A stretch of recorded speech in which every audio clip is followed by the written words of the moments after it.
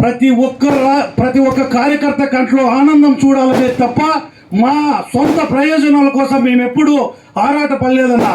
కాబట్టి మీరు మాకు ఈరోజు చంద్రబాబు నాయుడు గారు ఒక ముగ్గురు సింహాలను పంపినారన్న ఈ మా నియోజకవర్గానికి.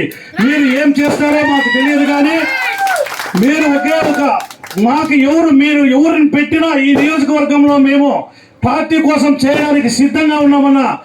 దానికి తోడు ఏ ఒక్క వ్యక్తిని మీరు తీసుకొచ్చి మా ముందు పెడితే ఆ వ్యక్తిని ఎమ్మెల్యేని చేసే బాధ్యత మా నాయకులు కార్యకర్తలు తీసుకుంటామన్నా.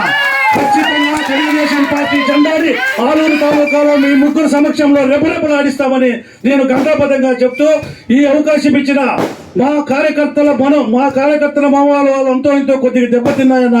దీన్ని సరిచేసే బాధ్యత మీరు తీసుకుంటారని నేను తెలియజేసుకుంటూ ఈ అవకాశం ఇచ్చిన